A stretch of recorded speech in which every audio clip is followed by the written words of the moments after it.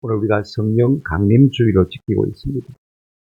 부활하시고 승천하신 예수님께서 하나님의 영 예수 그리스도의 영을 우리 가운데 보내어 주셔서 교회되게 하셨습니다.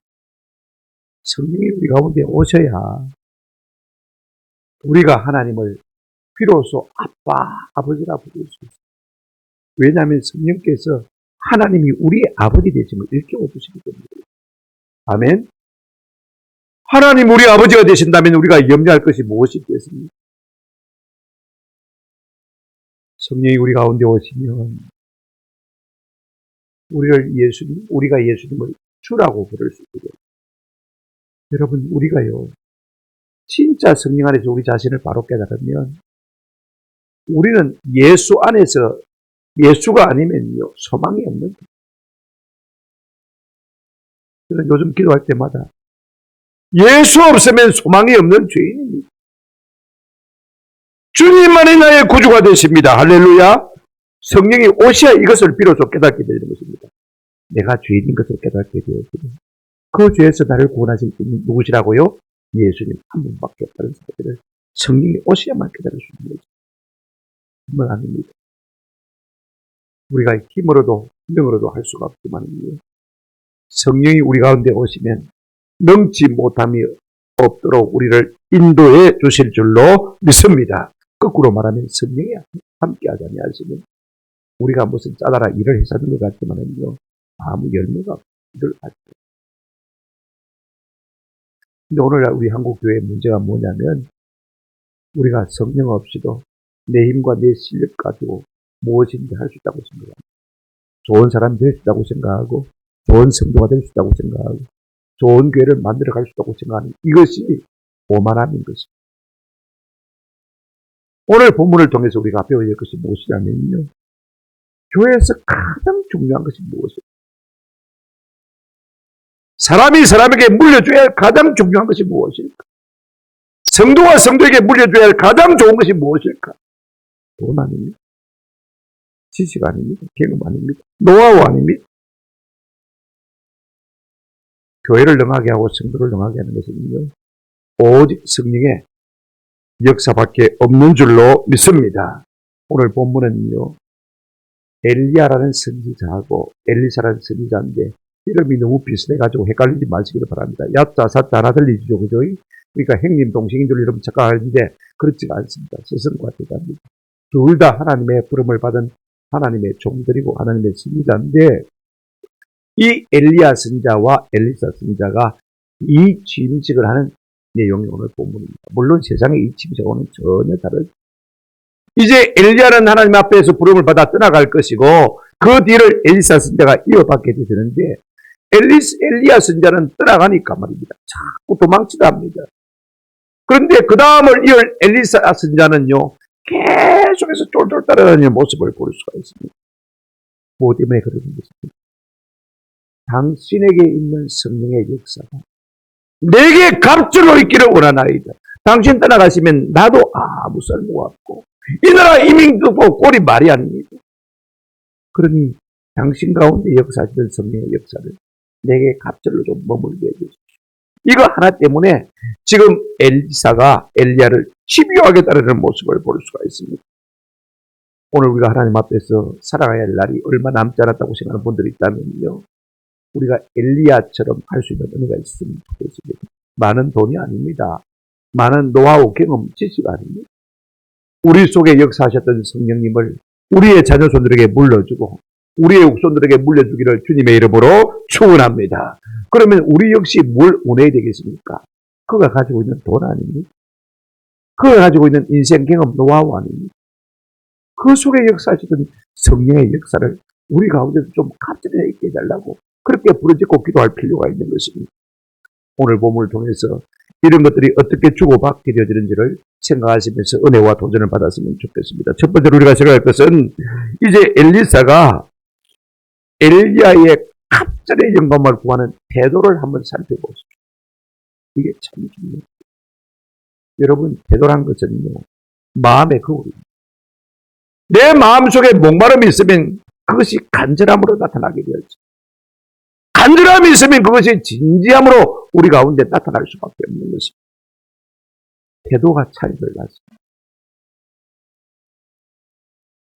태도가 우리의 인생의 품격을 낳는 것을 우리가 기억할 필요가 있습니다. 그 사람이 어떤 사람이냐? 그 사람의 태도를 보면 우리가 알 수가 있는 것입니다. 이제 하나님이 엘리야를 하늘로 데리고 올라가실 때가 되었습니다. 여러분, 엘리야가 누구냐면 북이스라엘 왕국의 능력 있는 선자였습니다. 능력 있는 선자가 태어났다는 것은요, 그만큼 사회가 하나님을 떠나 있기 때문에 하나님께서 능력 있는 종들을 보내어서 그들을 돌이키게 하기 위한 것입니다. 그러면 그 당시에 누가 다스렸느냐? 아합 왕이 다스렸습니다. 여러분, 북이스라엘 왕 가운데서 가장 극악무도한 왕이 누굽니까? 아합 왕입니다. 그의 아내 이세벨이 앱바알의 딸입니다. 바알을 섬기는 종의 딸이니까요. 바알을 섬기는 이 일을 갖다가 온 이스라엘에게 물들인 것을 볼 수가 있습니다. 그러니 이와 같은 악한 왕의 카운터 파트너로 마수로 하나님께서 누구를 세우셨습니까? 엘리야를 세우셨습니다. 그러니까 말씀의 능력도 있고 그의 삶의 기적도 나타난 것을 우리가 볼 수가 있습니다. 그래서 모든 선자의 대표격으로 대명사격으로 엘리야가 쓰임받은 것을 우리가 볼 수가 있습니다. 1절 보십시오. 여호와께서 회오리 바람으로 엘리야를 하늘로 올리고자 하실 때 있습니다. 이 하나님의 계획을 엘리야도 알고 엘리사도 알고 그 수하에 있던 모든 선지생들도 다 알고 있습니다. 근데 여러분, 두 종류의 태도가 판이하게 드러나는 것을 볼 수가 있습니다. 먼저 엘리사와 다음에 엘리사 아닌 다른 생도들의 모습을 한번 살펴보십시오. 여러분, 엘리사 말고요, 그 외에도 엘리야의 제자들이 많았습니다만은 이 선진 생도들의 모습을 우리가 먼저 살펴보았으면 좋겠습니다. 지금 하나님께서 엘리야를 그들 가운데서 데려가려고 하는데 엘리사는 이 엘리야를 끝까지 붙였습니다만은 선지 생도들은요 수수방관하는 것을 볼 수가 있습니다. 여러분 2절에 한번 보시기 바랍니다. 엘리야가 엘리사에게 이르되 청하건대 너는 여기 머물라 여호와께서 나를 베델로 보내시느니라 하니 엘리사가 이르되 여호와께서 살아계심과 당신의 영혼이 살아있음을 두고 맹세하노니 내가 당신을 떠나지 아니하겠나이다 하는지라. 그래서 다시 베델로 들어갑니다. 이상하게 엘리야 선자는요 자기가 떠나가면서 자꾸 엘리사들로 이는 여기 있습니다. 그런데 엘리사는 뭐라고 합니까? 내가 나의 삶을 두고 맹세하건대 나는 당신을 끝까지 따르겠다라고 말하고 있는 것을 볼 수가 있습니다. 그런데 여러분 같은 선지생들은 어떤 반응을 보이고 있습니까? 그들은 그의 스스로 하늘로 부름을 받는다는 것을 알고도요 아무런 행동도 취하지 않는 것을 볼 수가 있습니다. 엘리야가 엘리사를 떼놓기 위해서 길갈에서 베델로 베델에서 여리고로 여리고에서 요단강으로 자꾸 옮겨 다녔을 때도 여러분 그들은 아무런 액션을 취하지 않는 것을 볼 수가 있습니다. 그러면서 오히려 엘리야를 쫓는 엘리사를 갖다가 방해하는 것을 볼 수가 있습니다. 3절에 한번 보실까요? 어떻게 하고 있습니까? 베델에 있는 선자의 제자들이 엘리사에게로 나와 그에게 이르되 여호와께서 오늘 당신의 선생을 당신의 머리 위로 데려가실 줄을 아시나이까 하니 이르되 나도 또한 아노니 너희는 잠잠하라 하리라. 자꾸 엘리사가 엘리야를 쫄쫄쫄쫄 소팔로 장에 가는데 자꾸 강아지가 따라오듯이 따라가야지. 그게 안쓰러워서 하나님이 데려가시려고 하는 사람을 말라붙게 따라다니냐고 왜 그렇게 방해를 하는가. 은퇴하는데 이제는 괴물인데 이제는 고물인데 따라다니봐야 무슨 유익이 되냐. 그러지 말라고 한 수 조언을 합니다. 그러면서도 그들은 아무런 액션도 취하지 않습니다. 7절 한번 보시기 바랍니다. 선지자의 제자 50명이 가서 멀리 서서 바라봅니다. 지금 하나님께서 그의 스승 엘리야를 회오리 바람으로 하늘로 들어 올리시고 하는데 그들은요 멀리 서서 수수방관하고 있는 것을 볼 수가 있습니다. 여러분 이것이요 그 시대의 교회의 모습. 오늘도 마찬가지입니다. 하나님이 우리 가운데 무슨 일을 하시려고 하는데 목사를 통해서 무슨 일을 우리 가운데 명령하시는데 우리는 아무 반응이 없어요. 멀찍이서 어찌 되고 있나 하고 수수방관하고 방청객이 너무 많습니다. 다를 생각을 하지 않습니다. 무엇을 구할 생각을 하지 않습니다. 내가 무엇을 헌신해야 되겠습니까? 하고 하나님께 묻는 사람도 없습니다. 오늘날 교회 가운데 그와 같은 사람들이 대다수인 것을 우리가 볼 수 있어요. 그런 사람들은요, 하나님이 우리 가운데 복을 주실 때 아무런 기쁨도 맛볼 수가 없습니다. 아무런 영광도 없습니다. 아무런 상급도 없습니다. 아멘? 이걸 우리가 아십니다. 그러면 엘리사는 어떻게 따르고 있습니까? 두 가지 장애물이 있습니다. 그의 스승인 엘리야가 하늘로 이제 들려 올라가면서 말입니다. 뭔가 좀 그에게 물려주고 와야 될 것이 있어야 되는데 자꾸 너는 여기 머물러. 세 번이나 지금 말리고 있습니다. 여기 있어. 여기 있어. 세 번이나 엘리사는 뭐라고 했습니까? 내가 내 삶을 두고 맹세하건대 결단코 내가 당신을 떠나지 않겠다. 또 같은 선지 생도들도 방해를 합니다. 좀 그만 따라다니지. 놓아드리지. 만다고 그렇게 따라다닙니다. 그러나 엘리야는요, 엘리사는 이 모든 일을 말을 일축하는 것을 보입니다. 우리가 하나님의 일을 하고 성령 충만한 삶을 살려면 여러분 수수방관한 삶에 사람의 말을 너무 들으면요 아무것도 할 수가 없습니다. 채찍이에요. 그 하는 사람 그 소리니까 채찍이고 오직 우리가 목적하는 말을 따라서 나아갈 때 성령의 충만함을 받고 하나님의 능한 손에 들리어서 아름답게 쓰임받는 역사가 일어나게 될 줄로 믿습니다. 이제 엘리야가 곧 하늘로 올라가지 않습니까? 네 번이나 장소를 옮겼어요. 길갈에서 베델로, 베델에서 여리고로, 여리고에서 요단강을 건너갑니다. 그럼에도 계속해서 따라가는 걸 볼 수가 있어요. 여러분 왜 이렇게 하는 것입니까? 지금 엘리야 속에 엘리야 선자가 엘리사를 바라보고 있는 거죠. 제 속에 진짜 간절함이 있는지, 진짜 무엇을 원함이 그것이 얼마나 진실한지를 바라보고 있는 것입니다. 여러분 9절을 보시기 바랍니다. 그제서야 요단강을 건넌 다음에야 엘리야가 엘리사에게 물어봅니다. 뭐라고 하고 있습니까? 그놈에 엘리야가 엘리사에게 이르되 나를 네게서 데려감을 당하기 전에 내가 네게 어떻게 할지를 말아 구하라. 네 번이나 장소를 옮겼지. 떠나본 다음에 그럼에도 불구하고 이 엘리사가 끝까지 따라니까 말입니다. 이제야 합격한 것이죠. 그러면 이제 네가 내게 무엇인지 한번 구해봐라. 그때 엘리사가 뭐라고 구합니까? 그 다음 절로 올까요? 9절 하반절에 네. 당신의 역사가 성령이 하시는 역사가 한번 더 합시다. 갑절이나 내게 있게 하소서. 주저함이 없습니다. 망설임이 없습니다. 무엇 때문에 그가 열심히 엘리야를 따라오고 있는 것입니다. 돈이 아닙니다. 신학교 교장들 아닙니다. 신학교가 많은데 부동산 문서주라고 따라다니는 것 아닙니다. 당신의 권위를 달라고 따라다니는 것 아닙니다. 당신 속에 역사하시는 성령의 역사가 갑자기나 내게 있도록. 그랬을 때 엘리야가 뭐라고 합니까? 10절 보시기 바랍니다. 내가 어려운 것을 구합니다. 그러면서 뭐라고 했죠? 하나님께서 나를 하늘로 들려 올라가신 것을 보면 그 일이 내게 이루어질 것이지만은 내가 가지 않으면 그 일이 이루어지지 않을 것이다. 9절 10절이 시사하는 바가 무엇입니까? 네 번이나 옮겨다니면서 여기 머물라고 한 이유가 무엇입니까? 엘리사를 바라본 것입니다. 엘리야가 떠나가면 선자의 일을 누가 하는 것입니까? 당연히 엘리사가 해야 되겠죠. 그런데 그 마음을 바라보는 거예요. 여러분 선자의 일은 쉽습니다.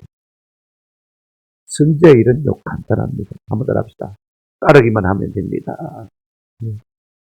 내 생각 없이 따르기만 합니다. 하나님이 뭐라고 하시든 간에 그거 합리적이지 못한데요. 이런 사람은 선자가 될 수가 없어요. 하나님이 우리 가운데 뭐라고 말씀하시든 간에 그 말씀 그대로 따르기만 하면 선자가 될 수 있는 것입니다. 이거 쉬운 일인데 오늘 우리가 그렇게 하거든요. 수수방관만 한 사람은요. 아무런 기쁨도 없습니다. 상도 없습니다. 그러나 따르는 사람은요. 하나님께서 주시는 놀라운 상이 그에게 주어질 줄로 믿습니다. 두 번째로 우리가 생각할 것은요.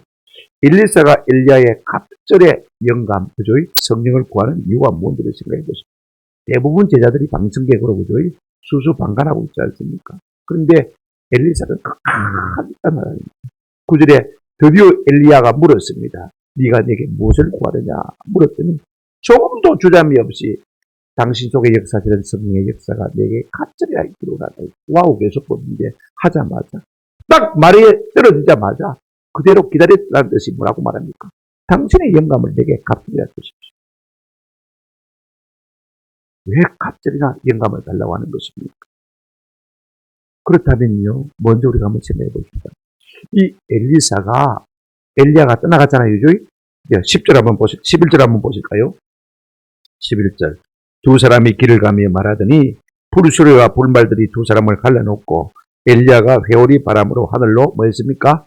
올라갔다라 해서 올라가시면 능력이 임한다고 했거든요. 능력이 임했겠죠. 그럼 우리 가운데 어떤 사람들은 그 증거를 보여달라고 할 수가 있습니다. 그죠? 그 증거가 어디에 나옵니까? 여러분 12절부터 나오는 것을 볼 수가 있습니다. 자, 12절 한번 보시길 바랍니다. 엘리사가 보고 소리 지르되 내 아버지여 내 아버지여 이스라엘의 병거와 그 마병이 하더니 다시 보이지 아니한지라. 이에 엘리사가 자기 옷을 잡아 둘로 찢고 엘리야의 몸에서 떨어진 겉옷을 주워가지고 돌아와 요단에 서서 14절 같이 읽겠습니다. 시작. 엘리야의 몸에서 떨어진 그의 겉옷을 가지고 물을 치며 이르되 엘리야의 하나님 여호와는 어디 계시나이까 하고 그도 물을 치매 물이 이리지 갈라지고 엘리야가 걷느니라. 자, 보십시오. 이제 엘리야가 성전하면서 겉옷이 떨어졌습니다. 그런데 그 겉옷을 엘리사가 받아들고 어떻게 합니까? 엘리야처럼 앞에 요단강 건널 때 엘리야가 어떻게 했습니까? 자기 겉옷을 가지고 요단강을 치니까 요단강이 다 갈라지고, 그죠? 옛날에 이스라엘 백성들이 홍해를 건너듯이 마른 땅으로 건넌 것을 볼 수가 있습니다. 그런데 그 뜯어진 꼴을 가지고 엘리사가 다시 해보니까 어떻게 되십니까? 그대로 되는 거예요. 이게 엘리사의 능력이 임한 것을 우리가 증거할 수가 있습니다. 그 다음에 15절 보시기 바랍니다.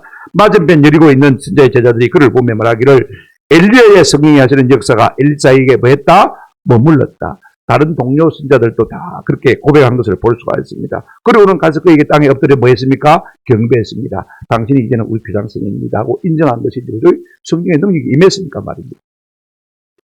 중요한 것을 믿었습니다. 그러면 이 엘리사가 무엇 때문에 엘리야에게 역사하는 이 성령의 역사에 갑절이나 원한 것일까? 이게 중요한 거예요. 무엇 때문에 그걸 원해서? 돈도 구하지도 아니하고 부동산 문서도 구하지도 아니하고 교장직 승계를 구한 것도 아니고, 그죠? 여태까지 신앙교를 갱년하는데 어떻게 그 노하우가 어떻게 무엇인지도 구하지 아니하고 오직 그 속에 역사에서 성령의 역사에 갑절이나 구한 것을 볼 수가 있습니다. 한번 더 갑시다. 자신의 연약함을 알았기 때문입니다. 12절에 보면 이 엘리사가 엘리야들을 이제 회오리 바람에 말려서 올라가는데 말입니다. 내 아버지요 내 아버지요 이스라엘의 병거와 마병이여라고 외치는 것을 우리가 볼 수가 있습니다. 그러면서 울부짖습니다. 내 아버지요 내 아버지라고 말할 때는요 무슨 말입니까? 이제 내 아버지가 없어졌으니까 나는 고아가 됐다 그 말이죠. 이스라엘의 마병과 병거 이렇게 말할 때는요 이스라엘의 마병과 병거가 사라졌으니까 이제는 이스라엘이 어떻게 됐습니까? 적이 침범해도 감당할 힘이 없다는 것입니다. 절망이라는 것입니다. 오늘 이 말씀 속에는요 이 엘리사 선자의 절망이 들어있습니다. 그런가 하면 내 아버지요 부를 때는요 엘리야 선자를 향한 존경심이 들어있습니다. 그만큼 위대하다는 것입니다. 이스라엘의 병거와 마병이 될 정도로 위대하단 말입니다. 그러나 그것만 있는 거 아닙니다. 그 마음속에는 뭐 들어있느냐? 당신이 사라지고 없는데 내가 영적인 아비가 되게 도와주십시오. 내가 이스라엘의 병거와 마병이 되게 도와주십시오. 이와 같은 울부짖음도 그 속에 포함되어 있다는 사실을 우리가 기억할 필요가 있습니다. 그런데 여러분 왜 지금 이 말을 하고 있는 것입니까? 자기 자신의 약함을 알기 때문에 그렇습니다. 제가 이걸 말씀드리고 싶고요. 여러분 우리가 하나님의 일을 하려고 하지 않는 사람들은요 말씀대로 살아보려고 생각도 하지 않는 사람은 자기의 약함을 모릅니다. 왜? 내가 하면 되는데. 근데 우리가요 말씀대로 살아보려고 하고 하나님의 일을 해보려고 하면요 내 힘으로는 어림도 없다는 사실을 다 깨닫게 돼요. 목사님 저도 마찬가지입니다. 여러분이 만나는 문제가 얼마나 크고 큽니까? 참 기가 막힌 일을 당한 우리 자매도 있어요. 그럼에도 불구하고 제가 뭘 하나 어떻게 도와줄 수가 없네요. 가만히 생각해보니까 위로할 말도 없더라고요. 하나님이 내 속에 역사하지 아니하시고 하나님이 내 마음에 감동하지 않으면 그 어려운 일을 당한 성도를 향해서 위로의 말 한마디도 내가 줄 수 없는 것이 내 자신입니다. 그 정도로 연약하다. 우리가 하나님의 일을 해보려고 하면 자기 약합니다. 그래서 로마서 7장 18절에 사도 바울은 내게 원함은 있으나 아무도 없다 행함은 없다. 하나님의 일을 해본 사람은 마음은 훈하지 실제로 행동은 그렇게 안 되어지더라는 것입니다. 교회 안에서 방청객처럼 구경꾼처럼 풀일 앉아있는 사람들은요. 자기 약함을 모릅니다. 말씀대로 살아보려고도 하지 않았습니까? 주의 일을 해보려고도 하지 않았습니까? 기도할 필요가 없습니다. 남편 돈 잘 벌어주지요. 바람 안 피우지요. 아이들 잘 커주지요. 내 아픈 데 없지요. 기도할 제목이 뭐가 있습니까? 그런 사람들은요. 기도할 필요도 없고 내 약함을 전혀 모르는 것입니다. 말씀대로 한 사람들이 기도할 것입니다. 전도하려고 해도 입도 안 열리지요. 내가 씨가 빠진 교회를 위해서 봉사한다고 하지만 열매도 없지요. 그러면 기가 차는 것이죠. 내가 부족해서 그런 모양이다 하고 기도하지 않을 수 없는 것이죠. 구하지 않을 수가 없는 것이죠. 뭘요? 성령의 능력을 구하지 않을 수가 없는 것이죠. 무엇 때문에 그가 엘리사의 역사가 성령의 역사가 갑자기 그에게 임하기를 구하는 것입니다. 교회가 그 당시에 너무 약했기 때문에 그렇습니다. 여러분 15절부터 우리가 한번 보시면요. 다른 선지 생도들이 엘리사에게 엘리야의 능력이 임한 것을 알고 경배했습니다. 그죠? 엎드려 경배했습니다. 당신이 이제는 우리 우두머리입니다 하고 경배했는데 그 다음 16절 한번 보시기 바랍니다. 그에게 이르되 당신의 종들에게 용감한 사람 50명이 있으니 청하건대 그들에게 가서 당신의 주인을 찾게 하소서. 지금 엘리사가 배오리 바람 속에 휘말려서 이제 하늘로 올라갔습니다. 그죠? 찾게 해달라는 거예요. 하나님이 데리고 올라가신다고 했는데 배오리 바람이 세력이 끝나면 어떻게 됩니까? 다시 땅으로 내동댕이 쳐서 그자고 싶다는 거죠. 그 다음에 뭐라고 말하고 있습니까? 염려하건대. 영어 성경에 보니까 perhaps 아마도 땅에 떨어질 수 있지 모릅니다. 뭐가 없습니까? 믿음이에요. 하나님이 하늘로 데려 올라가신다고 했음에도 불구하고 이 다른 선진 생도들은요 육체에만 의지할 뿐인 것입니다. 그래서 3일 동안 찾습니다. 엘리사가 부끄럽더라고요. 쏘아붙었습니다. 뭐라고 부끄럽게 만들었습니까? 아니 제자가 돼가 스승의 시체로도 안 찾는 사람이 그 제자요? 아마 그랬을 것입니다. 쓸데없는 짓이라고 이야기했지만요 너무 부끄럽게 쏘아붙이니까 어쩔 수 없이 허락했습니다.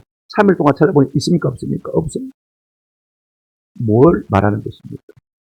선지 생도들조차도 믿음이 있다 없다? 믿음이 있다는 거죠. 그러니요 성령의 역사가 내 속에 갑자기 있지 않으면 이 일을 어떻게 감당하겠습니까?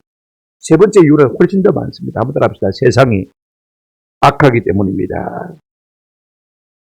여러분 이게 전부가 뭘 말하냐면 열왕기하 2, 3, 4, 5, 6, 7, 8, 9, 16장까지요. 세상이 악한 것을 증가하고 있습니다. 대표적인 것이 오늘 본문 23절부터입니다. 이제 그가 베델로 올라가는데 아이들이 나와가지고요. 엘리사 진짜 뒤에서 뭐라고 합니까? 대머리에 올라가라. 대머리에 올라가라. 조롱하고 놀리는 것을 볼 수가 있습니다. 그래가지고 앙꼼 2마리가 나와서 그들을 42명이나 물어 죽였대요. 이 이야기를 그대가 벌로 생각하면 됩니다. 참 중요한 올라가라 말은 꺼져라 말이 아닙니다. 다른 번역에 보니까 어떤 번역에 보니까 꺼져라 번역했는데 이 말 아닙니다. 너희 스승 엘리야가 겨울이 바람 타고 하늘로 올라가지 않느냐? 니도 한번 올라가봐라 그 말입니다. 조롱하는 거죠. 믿음이 없으니까 조롱합니다. 그래 어떻게 했습니까? 여러분 24절 한번 보시기 바랍니다. 엘리사가 뒤로 돌이켜 그들을 보고 여호와의 이름으로 마음에 저주하며 곧 숯불에서 앙꼼이 둘이 나와서 아이들 중에 40명을 죽였더니 아이들 42명이 저주함으로 말미암아 죽었습니다. 아니 하나님의 종이 어떻게 사람을 저주하냐? 여러분, 저주한다고 다 저주가 임하는 것입니까? 축복한다고 다 축복이 임하는 것입니까? 이거 우리가 한번 생각해 봅니다. 성경에 우리에게 분명히 이렇게 말하고 있습니다. 잠언 26장 2절. 가닥 없는 저주는 참새가 떠도는 것과 제비가 날아가는 것 같이 이루어지지 아니하니. 내가 아무리 저주해도 아무런 가닥이 없으면 그 저주가 임합니까? 안 합니까? 안 임합니다. 축복도 마찬가지입니다. 여러분, 마태복음 10장 12절 13절에 우리가 그 집에 들어가던 평안을 빕니다. 그리하면 그 평안이 합당하면 그 집에 평안이 임할 것이라고 성경에 말하고 있습니다. 합당하면. 여러분, 목사가 축복하면 무조건 축복이 이루어집니다. 설교 준비할 필요도 없습니다. 뭐 하려고 짜들이 힘들게 설교 준비하겠습니까? 돌아다니면서 축복이라고 하면 그 축복이 다 임하는데 설교할 필요가 뭐가 있습니까? 말 안 들으면 저주하고 저주가 임하는데, 그죠? 그러면 설교 준비할 필요가 뭐가 있습니까? 저주한다고 축복한다고 무조건 있게 되는 것입니다. 다음 따라서 합당하면. 그래 엘리사가 저주했더니 앙곰 2마리가 나와서 아이 사실이 그냥 물어주고. 왜 제가 이 말을 하냐면, 비단 아이들의 문제죠.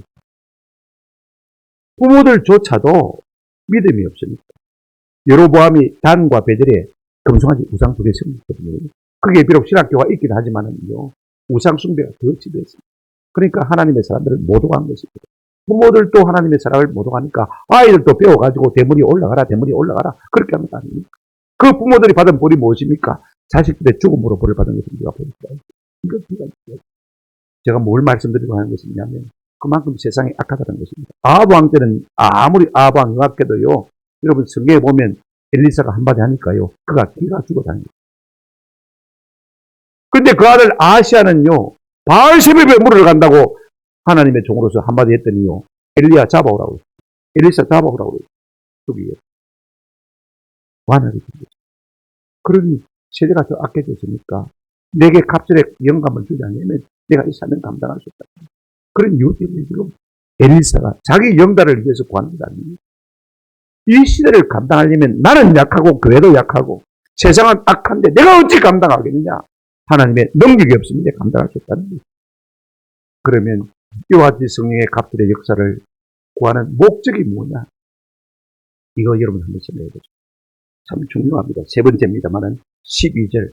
제가 설교 준비하다가 여태까지 이제 한 번도 생각해 본 적이 없는데 이 말씀이 그렇구나 깨달았죠. 12절 한번 같이 읽겠습니다. 시작. 엘리사가 보고 소리 지르되 내 아버지여 내 아버지여 이스라엘의 병과 마병이여 하더니 다시 보이지 아니하는지라. 이에 엘리사가 자기의 옷을 잡아 둘로 찢고. 지금 하늘로 승천하는 엘리야를 보고 엘리사가요, 내 아버지여 내 아버지 이스라엘의 병과 마병이여 그렇게 외쳤습니다. 이 두 마디 말 속에 엘리사가 갑절의 영감을 구한 목적이 다 들어있습니다. 아버지가 된 영적인 아버지가 된 엘리야가 떠나가면 누가 영적 아비 노릇을 합니까? 한번 생각해보세요. 이스라엘의 병거와 마병이 된 엘리야가 떠나가고 나면 누가 이스라엘의 병거와 마병이 되어집니까? 한번 생각해보세요. 누가 이 책임을 감당할 것입니까? 누가 교회를 감당할 것입니까? 오늘 우리의 신앙에 앞선 선배들이 한 사람, 두 사람 다 떠나가면 그 영적 기반이 어떻게 되겠습니까? 한번 생각해보세요. 여러분, 엘리사는요, 그의 영적인 스승, 선배 엘리야 선지자를 아버지처럼 존중한 것을 볼 수가 있습니다. 오늘 우리 가운데 이 존중이 있어야 이 복을 받습니다. 아멘. 여러분, 우리 예수님이 마태복음 10장 41절에 이런 말씀하셨습니다. 선지자의 이름으로 선지자를 영접하는 자는 선지자의 상을 받을 것이다. 네가 엘리야 선지자를 아버지로 모시는 그 복을 네가 받을 것이다. 아멘. 그러면 그 복을 받았는지 안 받았는지 제가 조금 이따 살펴보도록 하겠습니다.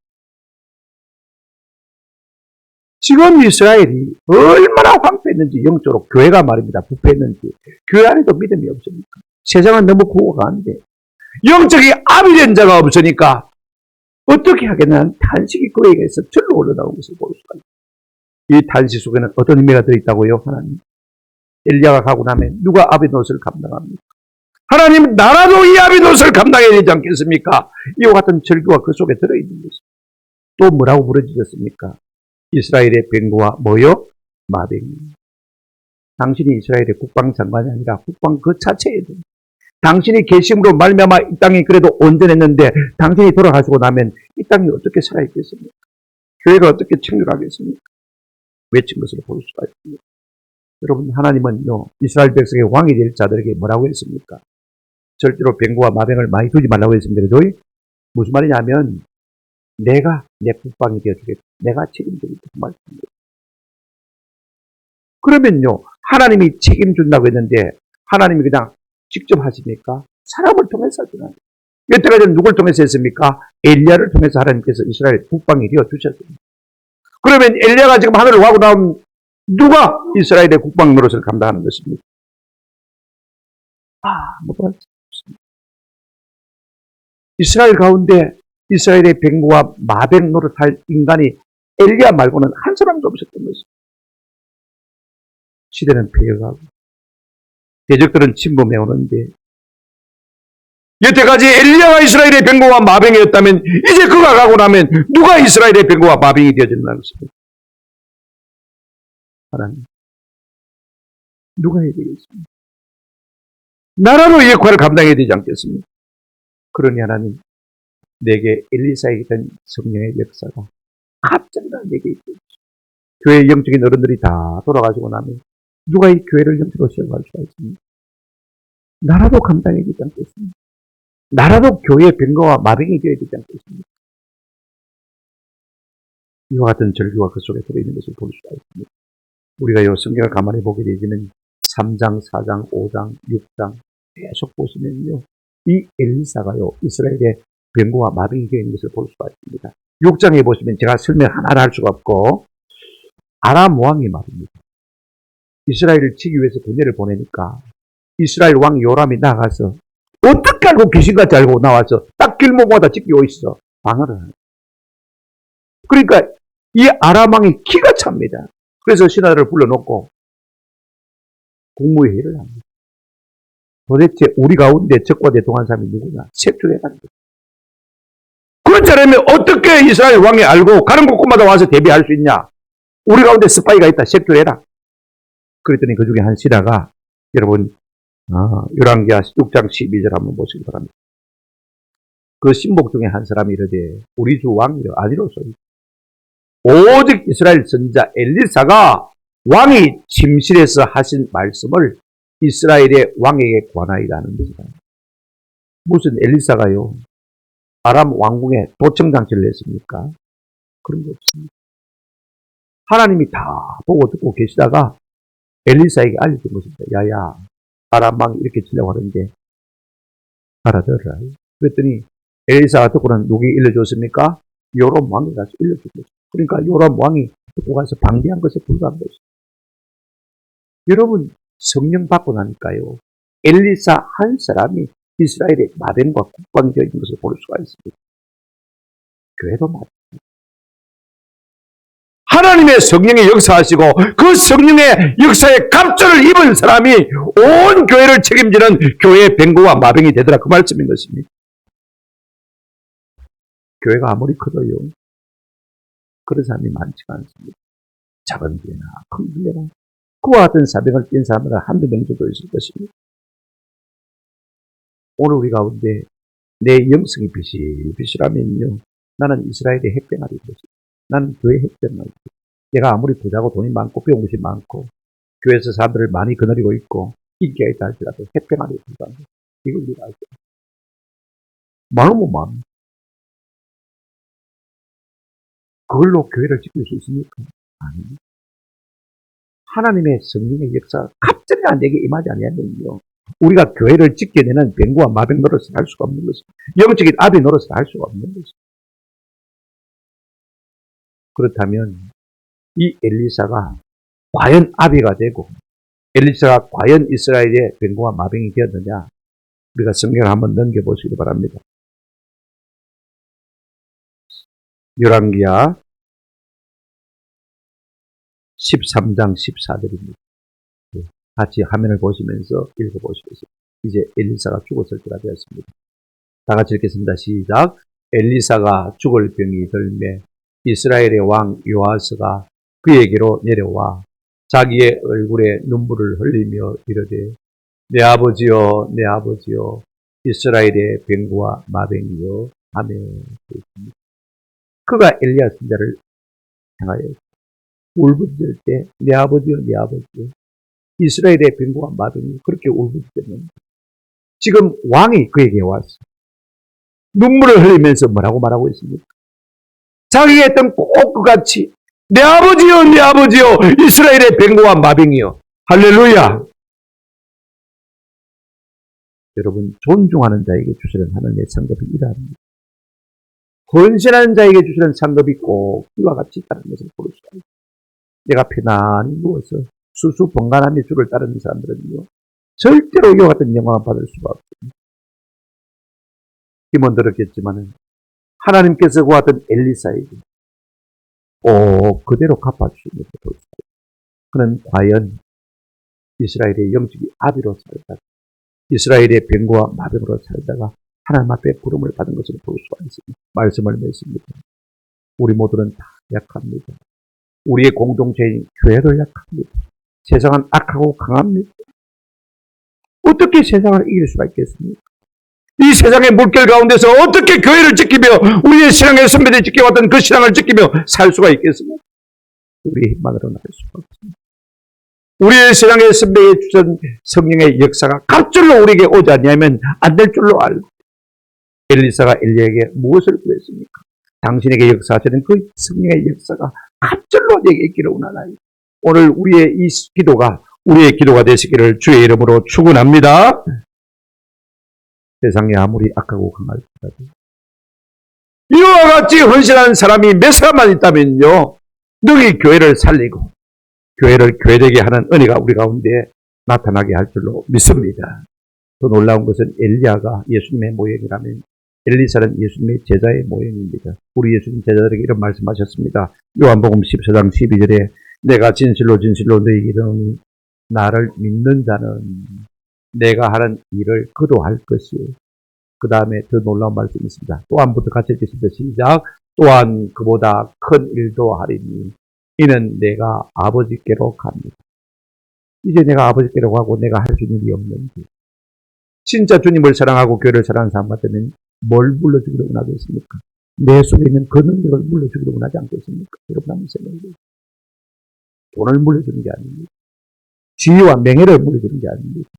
내 속에 역사하셔서 나를 나되게 하신 그 성령님의 역사가 그죠? 내게 있기를 원한다는 것이죠. 우리 역시 뭘 구해야 되겠습니까? 돈, 지, 명예, 권세 구하겠습니까? 그 속에 살아 역사하신 성령님의 역사가 그거 가지고 안 되니까. 우리가 시대가 훨씬 악하고 내가 약하니까 어떻게 구해야 되겠습니까? 갑자기 구해야 됩니다. 여러분 베드로가 바울이 예수님 하신 보다 훨씬 더 많은 일을 했지 않습니까? 여러분 엘리사가 훨씬 더 많은 일을 한 것을 볼 수가 있습니다. 성경에 보면 엘리야가 이적을 해간 것은 7번 나옵니다. 그죠? 그런데 엘리사가 이적을 해간 것은 한번 따라합시다. 14번. 몇 페이지요? 딱 2페이지요. 그죠? 네. 성경은 거짓말이 없어요. 이걸 우리가 알죠. 딱 14번. 이것이 우리 하나님 말씀해 주신 약속입니다. 우리가 주님만 붙들고 주님만 얘기하고 성령님만 사모하고 나아가면 우리 하나님께서 우리를 이스라엘의 병과 마병으로 삼으시고 내가 한 그보다도 더 큰 일을 할 것이라고 말합니다. 나이가 문제가 아닙니다. 은퇴했다고 문제가 아닙니다. 지금이라도 내 한 사람이 성령에 붙들리면요 우리 하나님의 능력의 손에 붙들려서 이와 같이 이스라엘의 병과 마병으로 교회의 병과 마병으로 아름답게 쓰임받는 역사가 우리 가운데 일어날 줄로 믿습니다. 이 같은 성령의 역사가 우리 가운데 있기를 주님의 이름으로 축원합니다. 아멘.